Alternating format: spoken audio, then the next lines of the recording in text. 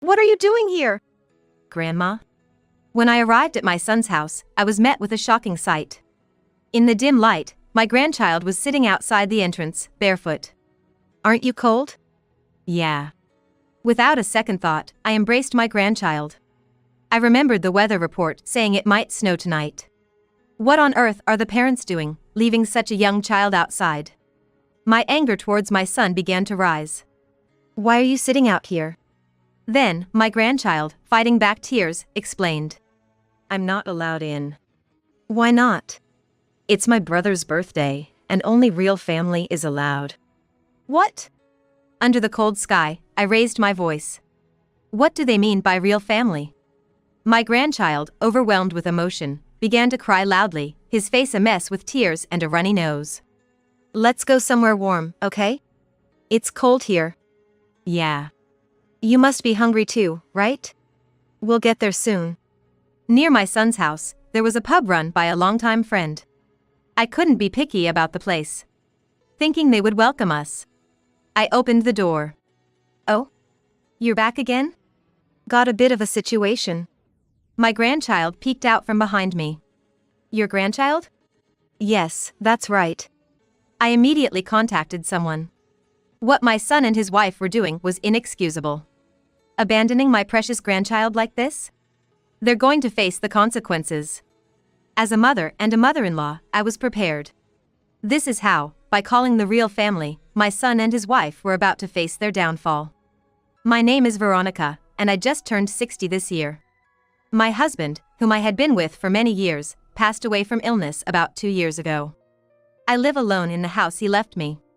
Maybe it's time to live together? I'm fine on my own. I can manage. That's what I told my son when he returned home after a long time. But it must be boring alone, right? Indeed, I'm alone, but somehow, I don't feel lonely in this house. That's a shame. Sally, my son's wife who came with him, seemed a bit relieved.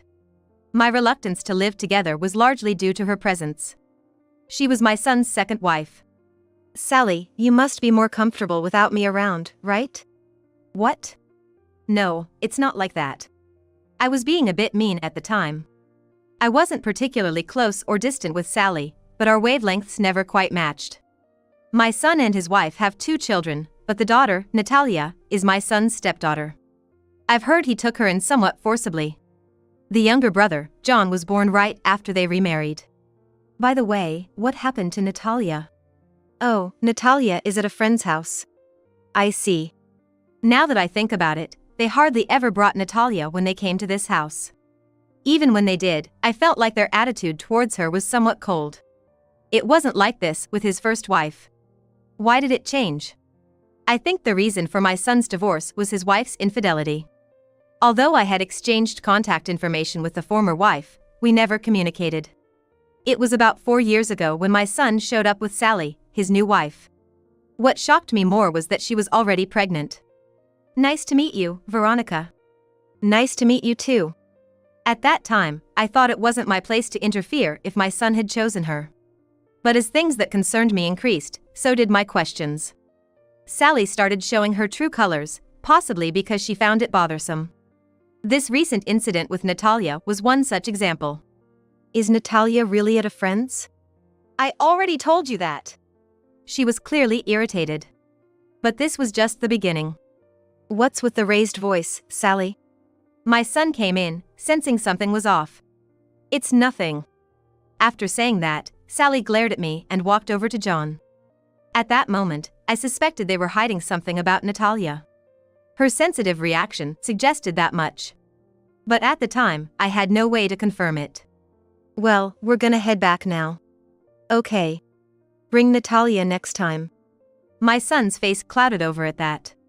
It's possible that not just Sally but also my son knew about the situation. We'll bring her next time. Good. Please do so. They seemed to be whispering about something, but I couldn't hear what. After that, they never came back. Perhaps they sensed that I was onto something. Even so, I couldn't help but worry about how Natalia was doing. So, I came up with a plan. Hello? I have a suggestion. What's up? About the living together thing we talked about earlier. Are you thinking about moving in with us? I've thought about it, and living together might not be so bad. That's great. I'll start getting ready then. Sooner is better, right? Really? You're sure? Yes. I don't want to be a burden on you. That would be a huge help. And so, it was decided that I would live with my son's family. It wasn't because I disliked being alone. My sole purpose was to see Natalia, whom I hadn't seen in a long time, and check on her situation. I thought about visiting, but the distance was nearly 2 hours by train, so frequent visits weren't feasible. I hoped this would solve things, but there was a bit of unease. Nevertheless, I couldn't just sit around and do nothing. I immediately started preparing to move to my son's house. I packed up things at home and left the moving to the professionals. 2 weeks later, I began living with them. Let's get along well from now on. From today, think of this place as your own home and relax. Thank you, I appreciate it. After the greetings, I went to see Natalia. I was speechless when I saw her. She should be 9 years old now, but she looked so thin. Natalia? Do you remember me? Grandma? Yes, that's right. Grandma will live here with you from today. Really? Yay! Her smile, though frail, was full of effort. Along with relief, I felt despair at how terrible her condition had become. Clearly, Natalia's position in the house was the lowest. But if I did something too overt, it might make things worse for her. So, I took her out under the pretense of helping me. I'm going to do some shopping. Okay. Oh, you're taking Natalia too? Yes, she's going to help me out a bit. All right. Sally looked displeased. She probably wanted to keep Natalia away from me. Whenever we went out, I made sure to feed Natalia her favorite foods and take her to various places. Thanks to that, she seemed to regain some color and energy compared to when we started living together. Natalia? What did you usually do at home? Well, I read books in my room or draw. Don't you play with your mom and dad? It was hard to ask such things, but I was filled with a desire to help her. Dad and Mom always play with John. When I want to join, they tell me to go to my room. That's sad.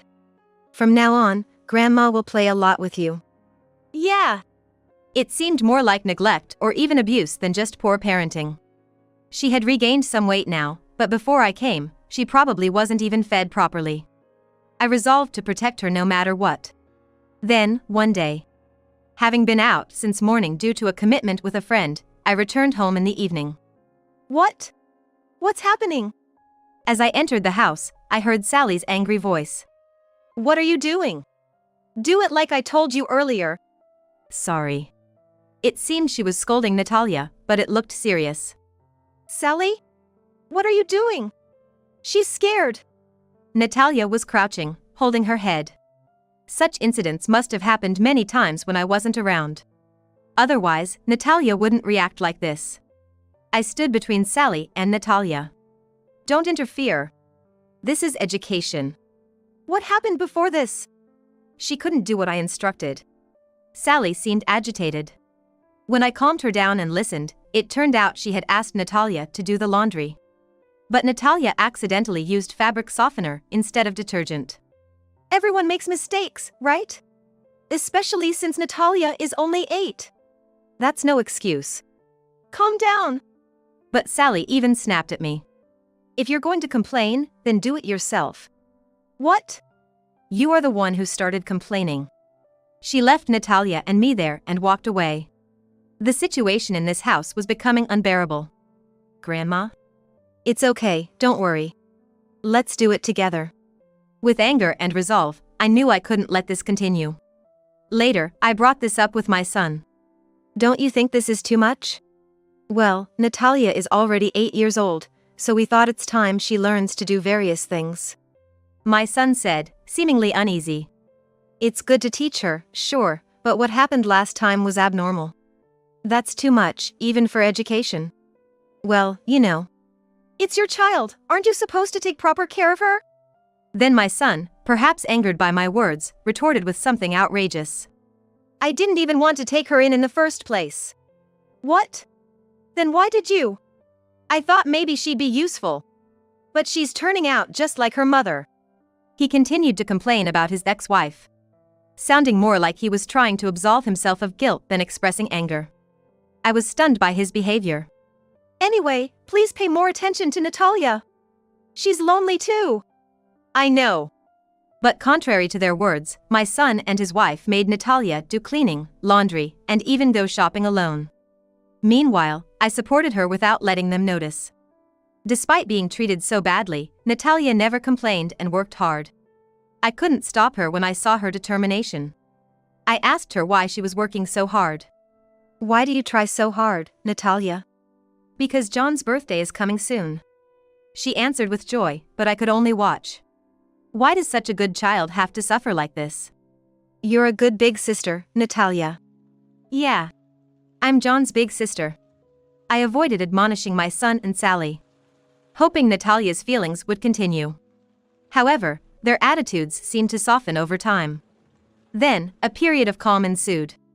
I need a bit of help with something. Help with what? Yeah. I'm short on hands. Well, okay.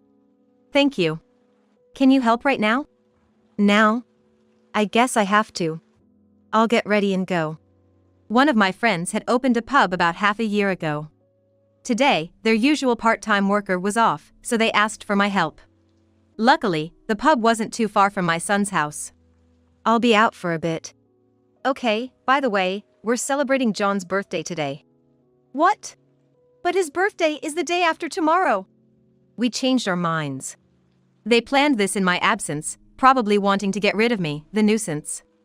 I thought they had calmed down recently, but I was mistaken. Aren't you leaving now? Yes, I am. Don't worry, we'll enjoy the birthday as a family. I left the house, but Sally's unpleasant expression stayed in my mind. At the friend's pub, I helped with various tasks. Before I knew it, it was past 9 p.m. Is it this late already? Thank you so much, you really helped. It's fine. Working like this once in a while is good. We're always waiting for you. See you later. So, I walked down the dark street, thinking about the birthday celebration at home. Honestly, I dreaded going back. When I finally reached the house, I was met with a shocking scene. I couldn't understand what was happening and got confused. I quickly came to my senses and approached Natalia. Yes. My young daughter was left outside by my son. Despite looking forward to it so much. Why are you here? Did they say something? I'm not allowed in. Only the real family can celebrate John's birthday, so I can't. Under the cold sky, I raised my voice loud enough for the neighbors to hear. What do they mean by real family? Then Natalia, overwhelmed with emotion, started crying loudly, her face wet with tears and a runny nose. I decided we couldn't stay here and chose to move. Let's go somewhere warm, okay? It's cold here. Yeah. You must be hungry too, right? We'll get there soon. I retraced our steps and headed towards the pub run by my friend. I couldn't afford to be picky about the place. I knew my friend would welcome us. As I opened the door. Oh? You're back again? There's a situation. Natalia peeked out from behind me.